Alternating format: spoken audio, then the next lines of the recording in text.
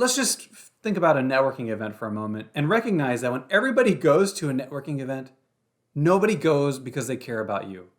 I mean, I don't mean to be harsh, but like honestly, when people go to a networking event, everybody's going for themselves. Literally, whether they're trying to get a job or whether they're trying to hire somebody, they're going for themselves. They're going to meet interesting people. And so this is the good news, because nobody cares about your sales pitch. And no matter how good your sales pitch is, it's not going to be as good as a solution, which is simply that the most effective way to network is to show curiosity. Like that's it, one word, curiosity. What does curiosity do? Well, a couple of things. Number one, we always know the importance of networking. We know that having, for example, alumni connections, our alumni network is so important. Why? Because we share a background from our university that we went to. And the same thing you're trying to do when you start to have a conversation where you're curious about the other person, you get background information on them, which allows you to identify similarities that you can then verbalize, and that builds a connection. And then when they see a similarity that you guys have, they're much more likely to support you. And number two is that when you begin to question them, if you're curious, for example, you're talking to a recruiter and you're curious about what are they hiring for, you can identify their needs for the position. Once you can identify their needs, that allows you to position yourself to meet those needs and thus be a qualified candidate that they'll look at.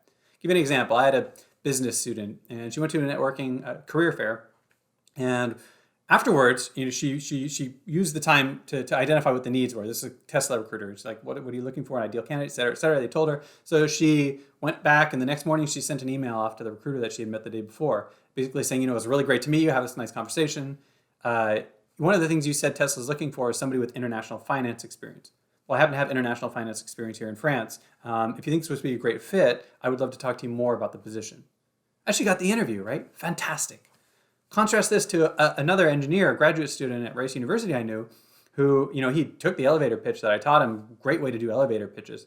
And he just knocked it out of the ballpark with the recruiter. The recruiter's like, you have to email me, here's my card, et cetera, right?